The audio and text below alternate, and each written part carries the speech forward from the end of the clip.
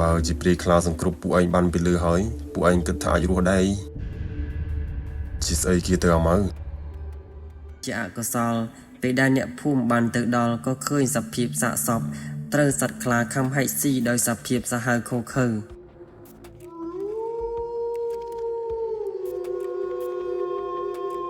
យើងមកមិនទាន់ទេ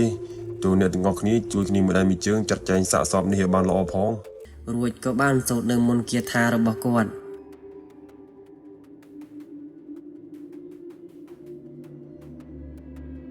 ហើយក៏បានប្រាប់ឲ្យនាយសៅ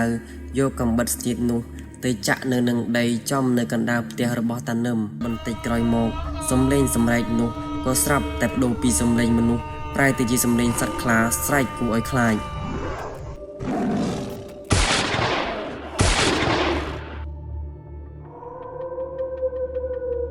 វាលឿនណាស់បាញ់វាមិនត្រូវទេ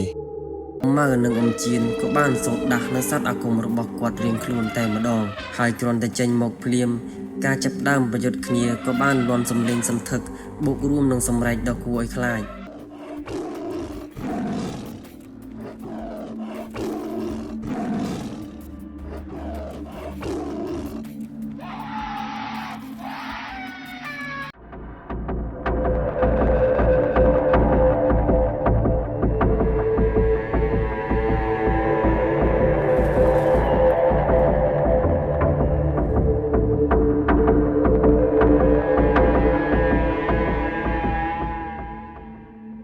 នេះជាទិដ្ឋភាពភូមិមួយដាច់ស្រយាលដែលស្ថិតនៅភូមិភាគឦសាននៃប្រទេសកម្ពុជាក្នុងខេត្តរតនគិរីដែលពោរពេញទៅដោយដើមឈើតូចធំដុះកាត់ចែកផ្ទះរបស់អ្នកភូមិធ្វើរំលងឆ្ងាយៗពីគ្នារបៀបជាផ្ទះឈើបែបបុរាណលាយឡំនឹងផ្ទះរបស់បងប្អូនជនជាតិភាគតិចដែលរស់នៅសឹងតែមើលទៅក៏ដូចជាប្រជាជនខ្មែរទូទៅហើយប្រជាជននៅតំបន់នេះក៏មានទំនៀមទម្លាប់ដូនតាបែបជំនឿរៀងៗខ្លួនតែភាគច្រើននៅតំបន់នេះអ្នកភូមិបានមានជំនឿជឿទៅលើអ្នកតាក្រហមដែលពួកគេមានជំនឿថាជាអ្នកតាដែលមានបរិវារជាសត្វក្រពើយ៉ាងធំមួយក្បាលដែលរស់នៅអូរធំមួយក្បែរជើងភ្នំដែលអ្នកស្រុកអ្នកភូមិ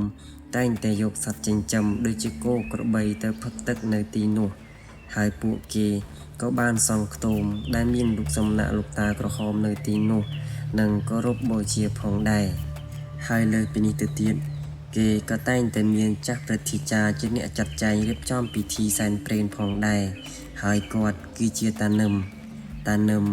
គាត់ជាគ្រូមន្តអាគមដែលចេះផ្សំថ្នាំបុរាណសម្រាប់ជួយព្យាបាលជំងឺអ្នកភូមិតាមបែបបុរាណនិងចេះរៀបចំពិធីសែនព្រេនឬក៏បណ្ដេញខ្មោចព្រាយដែលបានចូលសន្ធិដ្ឋអ្នកភូមិនិងជួយដោះទុក្ខធុរៈអ្នកភូមិតាមសមត្ថភាពរបស់គាត់ដែលអាចជួយបានប៉ុន្តែតានឹមនេះក៏តែងតែត្រូវបានអ្នកភូមិសង្ស័យទៅលើគាត់គឺថាឲ្យតែមានអ្នកចំណូលថ្មីដែលគេជាអ្នកចេះនៅមន្តអាគមដែរនោះក៏តែងតែត្រូវបានចាក់ចេញពីភូមិដោយមិនមានមូលហេតុហើយអ្នកខ្លះទៀតក៏បានបាត់បង់ជីវិតបន្ទាប់ពីរស់នៅក្នុងភូមិនេះមិនបានប៉ុន្មានខែផងមូលហេតុនេះហើយទើបអ្នកភូមិតែងតែដាក់ការសង្ស័យទៅលើគាត់ថាបានប្រើអំពើខ្មៅទៅសម្លាប់គ្រូអាគមទាំងអស់នោះប៉ុន្តែនេះក៏គ្រាន់តែជាការសង្ស័យតែប៉ុណ្ណោះត្បិតតែដូច្នេះមែនក៏ប៉ុន្តែនៅក្នុងភូមិក៏មិនដែលមានរឿងរ៉ាវអ្វីកើតឡើងអាក្រក់នោះទេ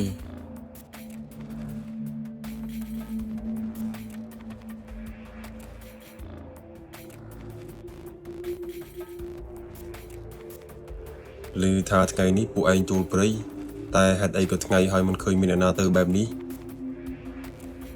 អូគឺអាសៅនឹងណាពុកវាថាព្រឹកឡើងវារវល់ប៉ុន្តែវាថាឲ្យចាំវាផងវាទៅដែរទើបពួកខ្ញុំសម្រេចថាទៅពេលថ្ងៃវិញអារឿងចូលព្រៃនេះណាពួកឯងចេញទៅពេលថ្ងៃបែបនេះទម្រាំតែទាំងដល់វាល្ងាចទៅហើយទៅរកសត្វឯណាទាន់អូមិនអីទេពុក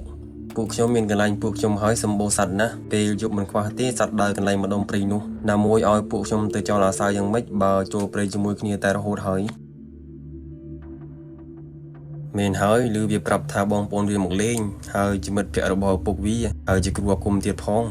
គឺមកជួយរំងាប់ដីឡើងផ្ទះថ្មីឲ្យបងស្រីវានោះឯងឬវាប្រាប់បែបនេះឮថាគ្រូអាគមបែបនេះខ្លាចតែតនឹមទៅរករឿងទៀតទេតានេះអាក្រក់ណាស់ កុំទៅប៉ះពាល់គេបើមិនដឹងច្បាស់នោះកុំចេះតែនិយាយប្រយ័ត្ននាំរឿងដាក់ខ្លួនធ្វើតែកិច្ចការពួកឯងទៅ នៅពេលដែលអ្នកទាំង3កំពុងតែនិយាយគ្នានោះក៏ស្រាប់តែនាយសៅគេក៏បានដើរមកដល់និងបានរៀបចំសម្ភារៈក្នុងការចូលប្រមាញ់ដូចជារាល់ដងរួចជាស្រេចហើយថ្ងៃដដែលនោះអ្នកទាំង3ក៏បានរៀបចំចាក់ចេញទៅទាំងថ្ងៃតែម្ដងតែពេលដែលពួកគេកំពុងតែរៀបចំចេញទៅនោះក៏ស្រាប់តែអមយ៉តដែលជាឪពុកនាយរិទ្ធនិយាយផ្ដែផ្ដាំទៅកាន់ពួកគេដោយទឹកមុខមាំដូចជាមានរឿងអ្វីលាក់បាំងដូចនេះឯងហើយអ្វីដែលគាត់ផ្ដែផ្ដាំនោះក៏គឺជាពាក្យដែលពួកគេតែងតែឮគ្រប់ពេលដដែលពេលដែលពួកគេចូលទៅព្រៃនោះឯង ពុកផ្ដាំហើយផ្ដាំទៀតណាទោះបីជារោគសត្វបានច្រើនឬមិនបានក៏ដោយដាច់ខាតមិនត្រូវត្រឡប់មកផ្ទះវិញទាំងយប់នោះទេចាំព្រឹកចាំត្រឡប់មកវិញ ពេលនោះអ្នកទាំង3ក៏បានធ្វើដំណើរចេញទៅដោយមិនយកចិត្តទុកដាក់ស្ដាប់ទៅកាន់សម្ដីអមយ៉តនោះទេព្រោះនេះក៏ជាពាក្យផ្ដែផ្ដាំដែលពួកគេឮឡើងសមត្រជាទៅហើយគ្រប់ពេលដែលព្រានព្រៃវ័យក្មេងទាំង3នេះចេញទៅប្រមាញ់សត្វនៅក្នុងព្រៃ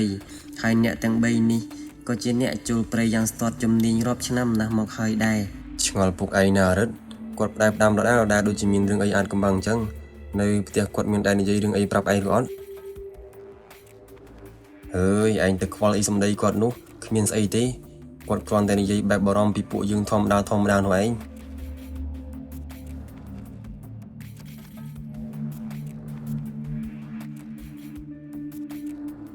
អ្នកទាំង3ដើរបណ្ដើរនិយាយគ្នាបណ្ដើរនិងសំដៅទៅរកកន្លែងធ្នាក់ចាស់ដែលពួកគេធ្លាប់បានបោះរួចពីមុន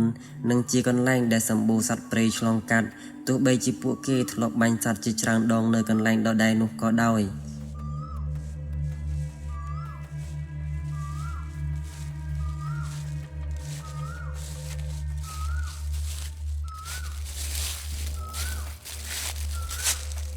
នៅពេលដែលពួកគេកំពុងតែដើរនោះក៏ស្រាប់តែពួកគេបានប្រទះឃើញសាកសពសត្វដេកងាប់នៅក្បែរនោះ ជុំសត្វស្អីខំស៊ីវានឹងអីក៏មានសភាពអាក្រក់បែបនេះ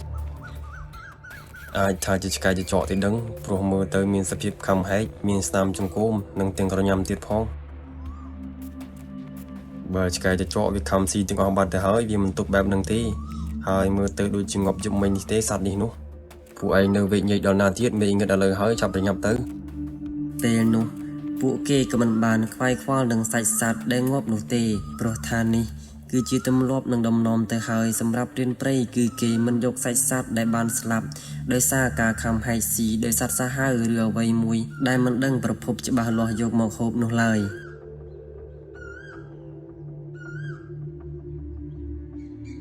រំលងបានប៉ុន្មានម៉ោងក្រោយមកអ្នកទាំង3ក៏បានទៅដល់កន្លែងធ្នាក់ចាស់របស់ពួកគេដែលនៅទីនោះក៏មានកំបិតផ្គាក់របស់ពួកគេដែលបានទុកពីមុននិងមានមេឃឈើងាប់សម្រាប់បង្កាត់ភ្លើងរួចជាស្រេចទៅហើយដែលងាយស្រួលសម្រាប់ពួកគេគ្រាន់តែរកមេឃឈើងាប់បន្ថែមតិចតួចតែប៉ុណ្ណោះហើយល្ងាចនោះ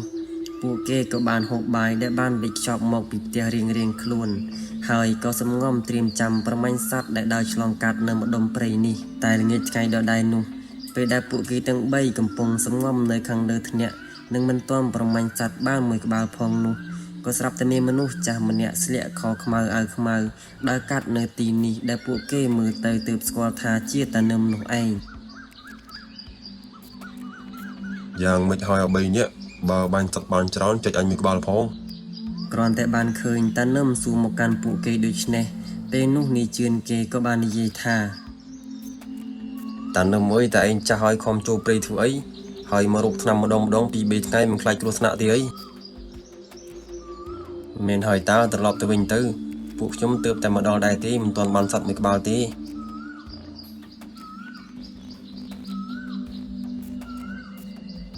យីអាតានេះមិនទាន់បាញ់សត្វបានមួយក្បាលផងសុំមួយ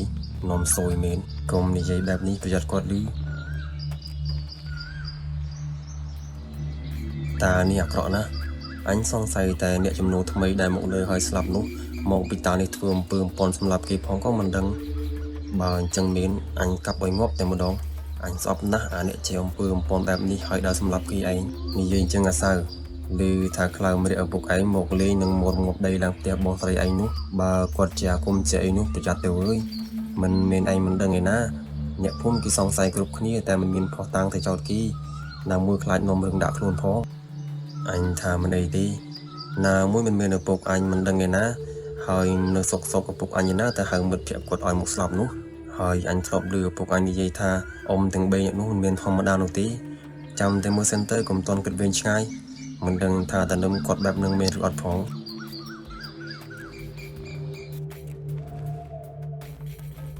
ពេលយប់កណ្ដាលរាត្រីអ្នកទាំង3អង្គុយចាំបាញ់សត្វនៅលើថ្នាក់របស់ពួកគេដោយសពដងប៉ុន្តែចម្លែកថ្ងៃនេះពួកគេមិនឃើញសត្វសំបីតែមួយក្បាលឆ្លងកាត់នៅទីនេះតតែសោះដែលជាហេតុធ្វើឲ្យពួកគេក៏សម្រេចចិត្តថាដូរកន្លែងបោះថ្នាក់នៅថ្ងៃស្អែកអីក៏ស្ងាត់យ៉ាងនេះកន្លែងនេះមិនធ្លាប់អញ្ចឹងទេរាល់ដងថ្មនេះអស់ណាស់ក៏បាញ់បានមួយក្បាលដែរហើយសួយមកពីតានឹងមែនណាប្រហែលជាម្ដុំនេះស្ងាត់សត្វព្រៃហើយព្រោះយើងក៏ចាំបាញ់តែកន្លែងថ្នាក់នេះយូរហើយដែរមិនមកស្អែករកកន្លែងបោះថ្នាក់ថ្មីទៅសម្រាប់ចិត្តរួចពួកគេក៏បានសម្រាកនៅខាងលើថ្នាក់នោះរហូតទៅដល់ពេលព្រឹក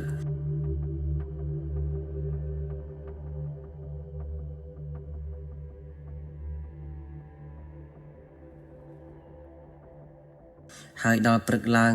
ពួកគេក៏បានរៀបចំចាក់ចេញពីទីនេះដើម្បីចូលទៅក្នុងព្រៃជ្រៅជាងនេះនិងរកកន្លែងដើម្បីបោះថ្នាក់ថ្មីតែពេលដែលពួកគេកំពុងតែរៀបចំនោះក៏ស្រាប់តែតានឹមបានដើរមកទៀត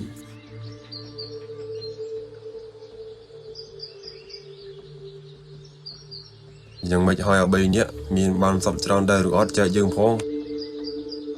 ណែតាពួកខ្ញុំរកសត្វមិនទាន់បានមួយក្បាលផងតែឯងមករកស្អីរកសត្វមិនទាន់បានទេតើអើយយកមិញស្កាត់ឲ្យឈឹងពេលណាទើបត្រឡប់ទៅផ្ទះវិញហើយរកថ្នាំគ្រប់ហើយឬនៅបើពួកខ្ញុំរកសត្វបានចាំពួកខ្ញុំយកសាច់ខ្លះទៅឲ្យតានៅផ្ទះក៏បានដែរ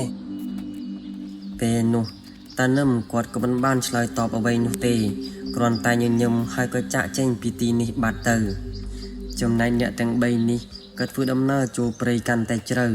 ពេលនោះពួកគេធ្វើដំណើរតាំងពីព្រឹករហូតដល់ថ្ងៃត្រង់ក៏បានដឹងថាពួកគេចូលព្រៃកាន់តែជ្រៅខ្លាំងមែនទែនហើយណែយើងចូលព្រៃដូចជាជ្រៅពេកហើយមើលទៅដូចជាថ្ងៃត្រង់ទេតែទីនេះឡើងត្រជាក់ណែពួកឯងមានធំក្លិនស្អុយអីដែរអត់ក្រោយពីបានធំក្លិនស្អុយខ្លាំងពេកពួកគេក៏បានសម្លឹងរកមើលតាមបរិវេណនោះក៏ឃើញមានរូងភ្នំតូចមួយនៅជិតនោះហើយចំហាយភីក្លិនស្អុយខ្លាំងនោះគឺចេញពីរូងភ្នំនោះឯងរូងស្អីគេស្អុយយ៉ាងនេះបើឯងចង់ដឹងឯងចូលទៅមើលទៅហ៊ានចូលដែរឬអត់ទេប្រហែលជារូងសត្វកាច់សាវវាពំសត្វមកស៊ីក្នុងនឹងឯងកុំនៅយូរពេកប្រយ័ត្នគ្រោះថ្នាក់តោះនោះគ្នាចេញពីទីនេះទៅ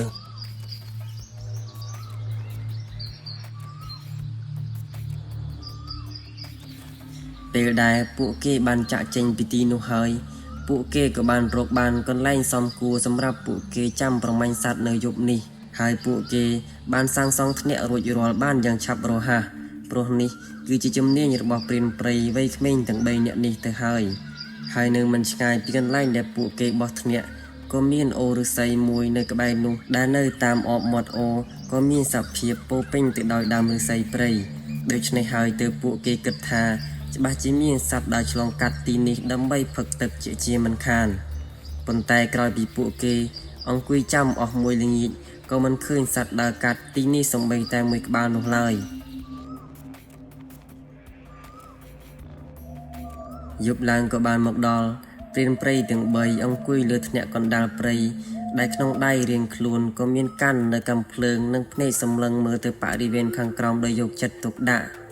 ប៉ុន្តែយប់នេះក៏ដូចពីយប់ម្សិលមិញដូចនេះឯងមិនមានសត្វសំបីតែមួយក្បាលបង្ហាញខ្លួនឲ្យពួកគេប្រមាញ់ទាល់តែសោះដែលជាហេតុការណ៍ចម្លែកជាខ្លាំងសម្រាប់ពួកគេនេះក៏ព្រោះតែពួកគេហ៊ានប្រថុយនឹងគ្រោះថ្នាក់ចូលមកកាន់ព្រៃជ្រៅខ្លាំងដែលព្រានព្រៃដទៃនៅក្នុងភូមិមិនហ៊ានចូលនឹងតែងតែនិយាយថាវាមានគ្រោះថ្នាក់និងសម្បូរដោយសត្វសាហាវសួយមែនខំចូលមកព្រៃជ្រៅប៉ុណ្ណឹងហើយមិនមានសត្វឲ្យបាញ់សំបីតែមួយក្បាលសោះអីក៏ចម្លែកម្លេះដឹងមិនមកទេយប់នេះមែនហើយព្រៃអាក្រាស់ខ្មឹកសមណាស់តែមានសត្វច្រើនតែបែរជាស្កាត់ឲ្យជ្រាបតែម្ដងពូឯងមិនប្រមាណទេតែអញនេះមានអ៊ំគាត់មកលេងទៀតផងថាបានសត្វយកទៅឲ្យពួកគាត់ព្រោះពួកគាត់ចូលចិត្ត ហើយមុននឹងចេញមកនេះណាបានអ៊ូតប្រាប់គាត់ទៀតផងថាច្បាស់ជាបានតែមិនដឹងយ៉ាងម៉េចបើយើងត្រូវសួយទៅវិញ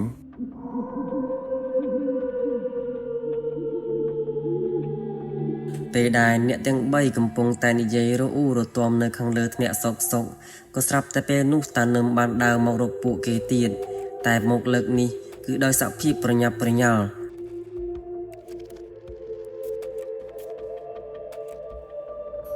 រត់ឲ្យឆាប់ត្រឡប់ទៅផ្ទះវិញឥឡូវនេះទៅ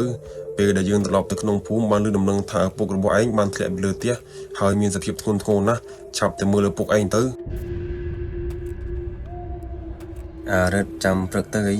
ចាំទៅទាំងអស់គ្នាមានអ្នកភូមិជួយមើលឲ្យមិនអីទេមែនហើយ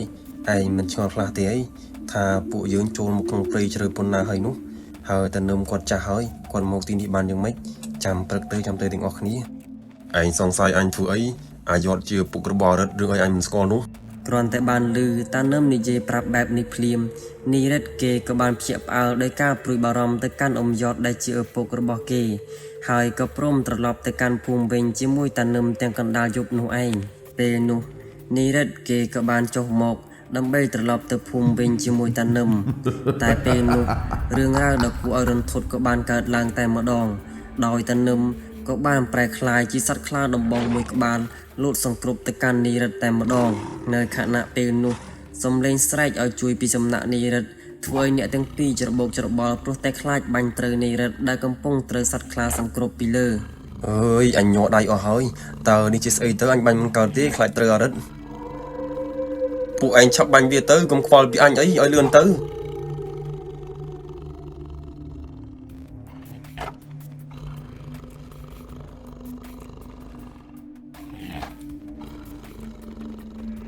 នៅក្នុងព្រៃវាតែងតែមានខ្មោចព្រាយបិសាចនិងវិញ្ញាណអាក្រក់ចេញមកយីឯងពេលណាក៏មិនដឹងនេះជាក្របកំភ្លើងដែលពុកបានឲ្យប្រជាអធិការវត្តគាត់ប្រសិទ្ធិរួចហើយជឿឬមិនជឿក៏ទុកក្នុងថងឯងទៅវាមិនធ្ងន់ទេពីក្របនេះនោះទោះឲ្យយើងជាអ្នកបាញ់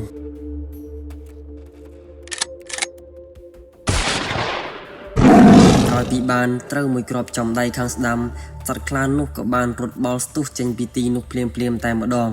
ដោយសំឡេងស្រែកសត្វខ្លាបន្តិចលាយឡំនឹងមនុស្សបន្តិចដូចនេះឯងហើយក្រោយមកពួកគេក៏បានជួយយកនីរិតមកដល់ខាងលើធ្នាក់វិញ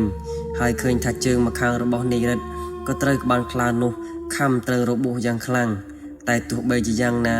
ក៏ពួកគេមិនហ៊ានត្រឡប់ទៅផ្ទះវិញទាំងយប់នោះដែរបានត្រឹមតែទ្រាំឈឺចាប់និងភ័យខ្លាចនៅលើធ្នាក់និងមិនហ៊ានសំបីតែបិទភ្នែកដេកលុះដល់ព្រឹកឡើងអ្នកទាំងពីរក៏បានគ្រានីរិតត្រឡប់ទៅកាន់ភូមិវិញក៏ប៉ុន្តែដោយសារតែពួកគេចូលព្រៃលើកនេះក៏រៀងជ្រៅដែរជាហេតុធ្វើពួកគេត្រូវចំណាយពេលជាច្រើនម៉ោងទម្រាំតែពួកគេត្រឡប់ទៅដល់ភូមិវិញ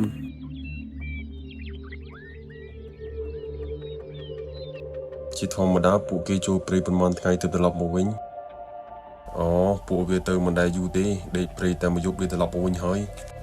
តែលើកនេះដេកព្រៃដល់ទៅ2យប់ប្រហែលជាឃើញពួកឯងមកលេងហើយវាចាំរកសត្វឲ្យបានច្រើនហើយមើលទៅហើយណាមួយលើកនេះពួកវាចេញទៅព្រៃក៏រៀងរសៀលទៅហើយនិយាយអញ្ចឹងឯងមានធ្លាប់ទៅលេងអាឈុនដែរឬអត់ព្រោះថាវានេះអាសាមកលេងអញដែរតែប៉ុន្មានឆ្នាំក្រោយនេះបាត់វាឲ្យឈឹងមិនដែលឃើញមកលេងសោះកាលពីឆ្នាំទៅមិញនេះពួកអញបានទៅលេងវាដែរ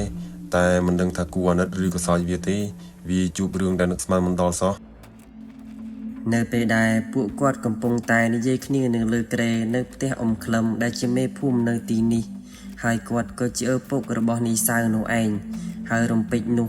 ពួកគាត់ក៏បានឃើញនីសៅនិងនីជឿនកំពុងតែគ្រានីរិតកូនអ៊ំយ៉តក្នុងសភាពដូចជាកំពុងត្រូវរបួសតើមានរឿងអីហ្នឹងហើយជើងគេទៅត្រូវនឹងស្អីមកពេលនោះពួកគេក៏បានរៀបរាប់ប្រាប់រឿងរ៉ាវដែលពួកគេបានជួបកាលពីយប់មិញហើយបាននិយាយបញ្ជាក់ថាពួកគេគឺត្រូវបានព្រាយខ្លាវាយប្រហារពួកខ្ញុំពិតជាបានជួបព្រាយខ្លាពិតមែនពួកខ្ញុំមិនកុហកនោះទេហើយវាថែមទាំងមកបន្លំខ្លួនជារូបរាងតានឹមមកបញ្ឆោតពួកខ្ញុំទៀតផងហើយពួកខ្ញុំគិតថាតានឹមប្រហែលជាត្រូវសត្វខ្លានោះខំសម្លាប់បាត់ទៅហើយបើជាព្រាយខ្លាសង្គ្រប់ពួកឯងបានពីលើហើយពួកឯងគិតថាអាចរស់ដែរជាស្អីគេទៅអាម៉ៅមើលព្យាបាលគេទៅ ហើយកុំយករឿងនេះទៅនិយាយប្រាប់អ្នកភូមិមកឆោឡឲ្យសោះធ្វើតែធម្មតាទៅ ពេលដែលពួកគេកំពុងតែគិតថាតានឹមបានស្លាប់ទៅហើយនោះក៏ស្រាប់តែពេលនោះតានឹមបានដើរមករកពួកគេតែម្ដងដែលធ្វើឲ្យពួកគេមានការភ្ញាក់ផ្អើលជាខ្លាំងហើយពួកគេក៏បានសួរនាំតានឹមថាគាត់មានបានជួបប្រទះសត្វខ្លាដូចពួកគេដែរឬទេ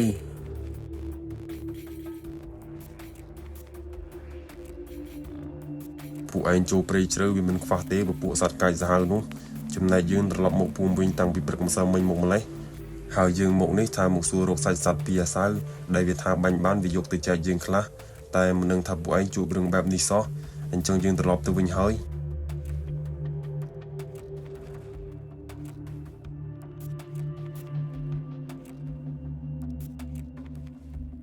គេនេះជាអ្នកណាដែរលបងគេនេះហើយជាតានឹមដែលខ្ញុំនិយាយប្រាប់នោះកុំទៅពាក់ព័ន្ធជាមួយគេអី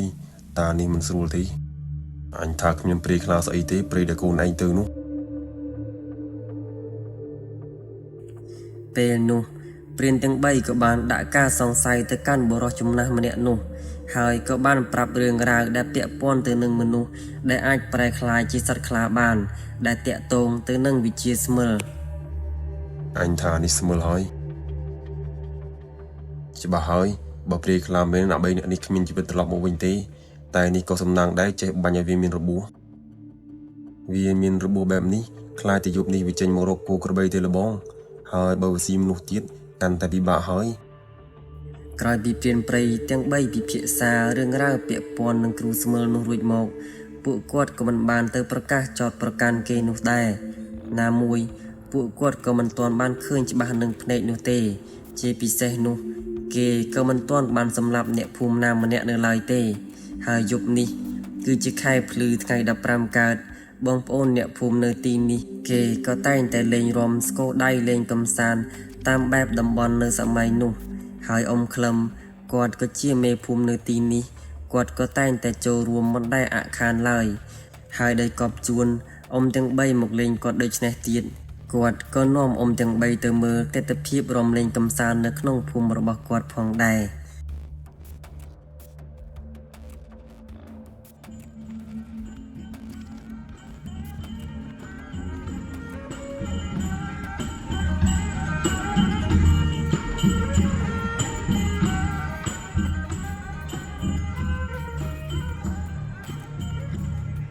យប់នោះ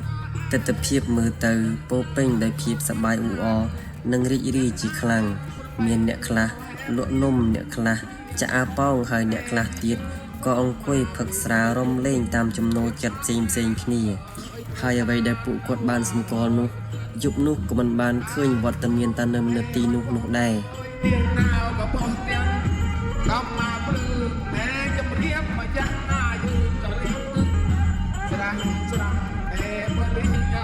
រួយហើយក៏ចូលក្នុងរងរវាងនេះហើយស្រាប់ក៏អុយបានអស្ដាប់មើលបានណោបូនមិនអើយ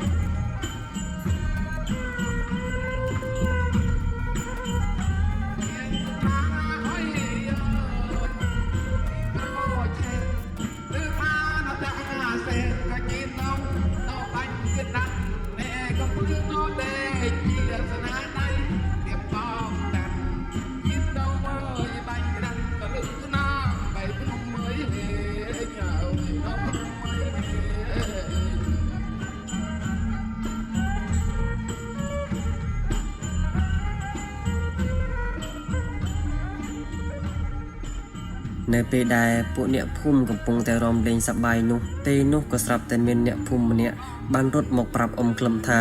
មានសត្វខ្លាខំអូសមនុស្សនៅខាងចុងភូមិឯណោះពេលនោះអ្នកភូមិក៏បានបំបែកវងគ្នារត់ទៅផ្ទះរៀងៗខ្លួនអ្នកខ្លះក៏រត់ទៅផ្ទះដើម្បីមើលសមាជិកគ្រួសារនិងគោក្របីរបស់ពួកគេខ្លាចសត្វខ្លានោះវាយប្រហារចំណែកផ្ទះខ្លះដែលជាព្រានព្រៃ ក៏រត់ទៅយកកំភ្លើងរត់តាមបរោះនោះទៅរកកន្លែងដែលសត្វខ្លាខំមនុស្សតែជាអកុសលពេលដែលអ្នកភូមិបានទៅដល់ក៏ឃើញសភាពសាកសពត្រូវសត្វខ្លាខំហែកស៊ីដោយសភាពសាហាវឃោឃៅ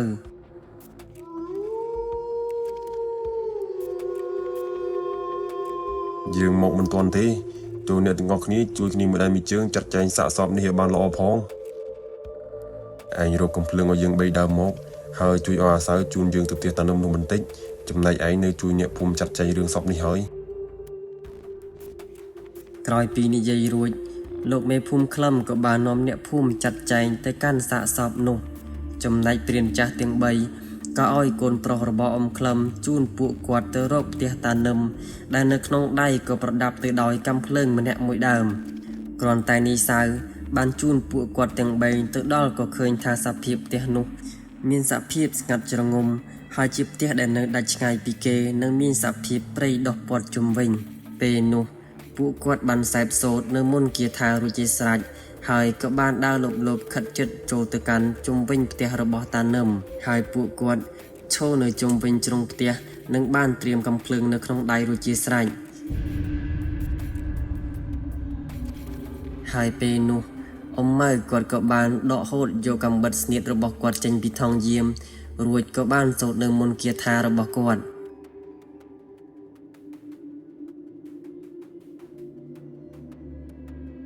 ហើយក៏បានប្រាប់ឲ្យនីសៅយកកាំបិតស្នៀតនោះទៅចាក់នៅនឹងដីចំនៅកណ្ដាលផ្ទះរបស់តានឹម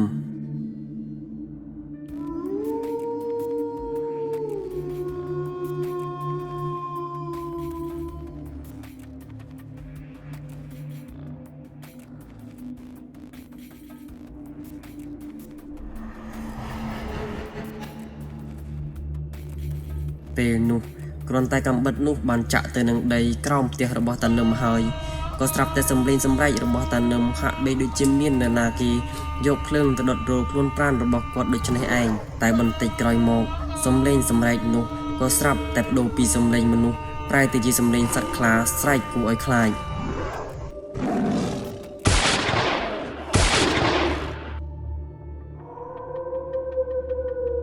វាលឿនណាស់បាញ់យើងមិនត្រូវទេ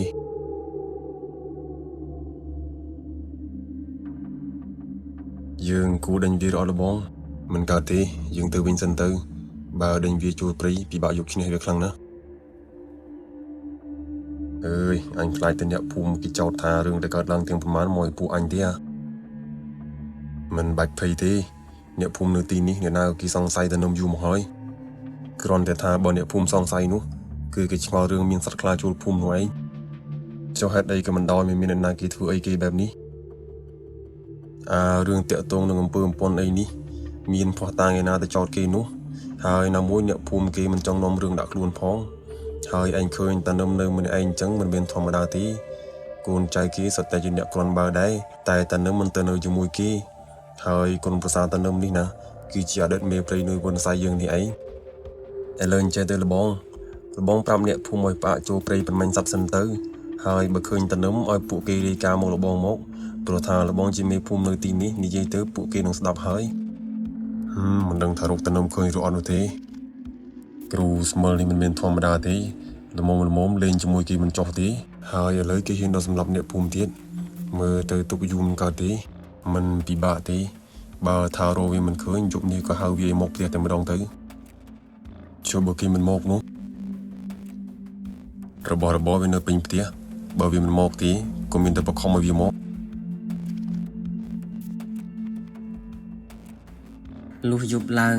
អ៊ំម៉ៅអ៊ំជៀននិងអ៊ំសែនក៏បានរៀបចំក្បួនពិធីនៅខាងក្រោយផ្ទះរបស់តានឹមនោះឯងដោយពួកគាត់គិតច្បាស់ថាគេច្បាស់ជាត្រឡប់មកផ្ទះវិញមុននឹងគេចាត់ការមកកាន់ពួកគាត់ហើយក្បួនពិធីរបស់ពួកគាត់ក៏មិនមានអ្វីច្រើននោះទេគ្រាន់តែឃើញដើមចេក4កំណាត់ដែលមានព័ទ្ធនៅខ្សែសីមាតែប៉ុណ្ណោះយប់នោះនៅបរិវេណក្រោយផ្ទះតានឹមកណ្ដាលយប់ដែលជុំវិញពោពេញទៅដោយដើមឈើនិងមានសំឡេងឆ្កែលូពេញតែភូមិពេលនោះអ៊ំទាំង3មិនទាន់បានទាំងអន្តងហៅគេផងក៏ស្រាប់តែសំឡេងសើចបានបន្លឺឡើង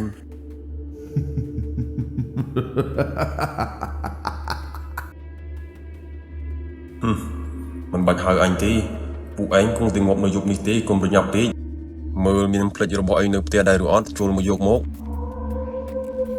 អញមិនដែលធ្វើអីប៉ះពាល់ដល់ពួកឯងទេហើយសម្បីជាអ្នកភូមិក៏អញមិនដែលធ្វើទុកបុកម្នេញពួកគេដែរតែហេតុអីបានជាពួកឯងមករករឿងអញបែបនេះចាស់ហើយទៅធ្វើបាបសម្បីតែក្មេងហើយមានវិជាមានក្បួនឲ្យកកោកមិនទៅរៀនអីអាវិជាអស់នេះនោះមកពីពួកវាប្រហើនមើលងាយអញហើយមិនបាច់និយាយច្រើនទេអញក៏ចង់ដឹងដែរថាពួកឯងនេះចេះស្អី គ្រាន់តែសំឡេងនោះបាននិយាយចប់ភ្លាមក៏ស្រាប់តែមានក្លិនបក់ភីចេញមកយ៉ាងអាសោចហើយក៏លេចចេញនៅពពួកខ្មោចដែលមានរូបរាងអប្បល័ក្ខគួរឲ្យខ្លាច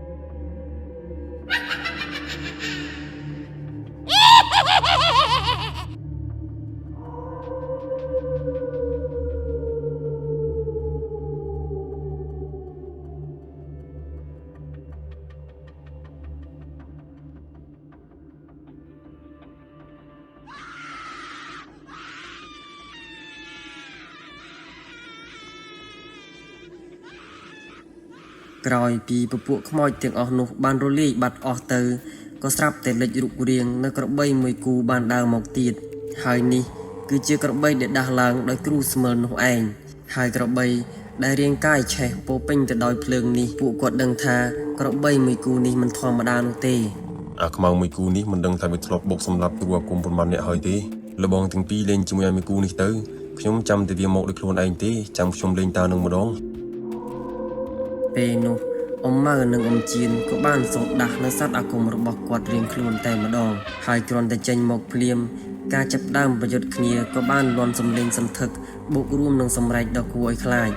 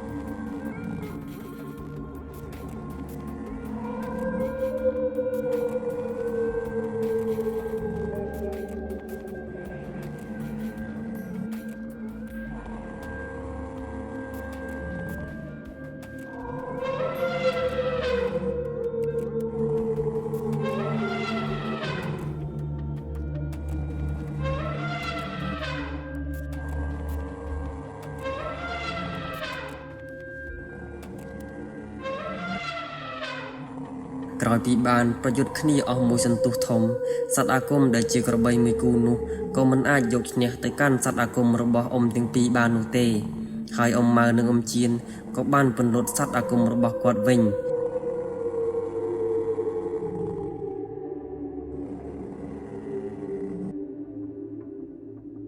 ប៉ុន្តែរឿងរ៉ាវក៏មិនទាន់ចប់នោះឡើយ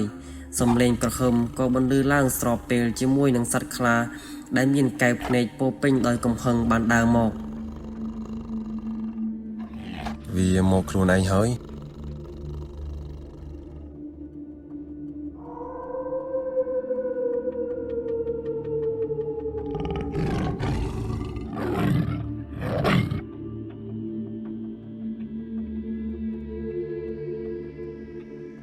គ្រាន់បើពួកឯងប្រមាថអញណាស់ថ្ងៃនេះបើពួកឯងមិនងាប់ទេអញជាអ្នកងាប់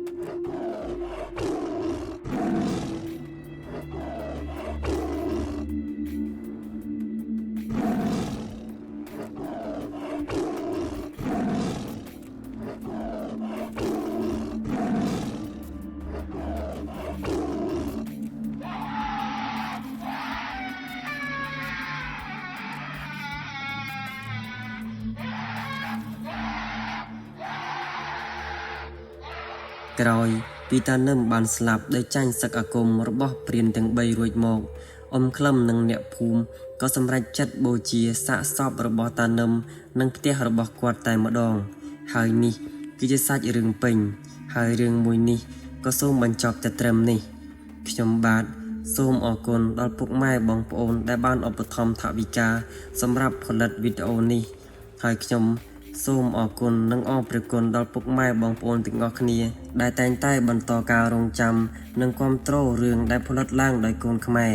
ជាចុងក្រោយខ្ញុំបាទសូមគោរពជូនពរដល់ពុកម៉ែបងប្អូនទាំងអស់គ្នាជួបតែសេចក្តីសុខគ្រប់ក្រុមគ្រួសារសូមអរគុណ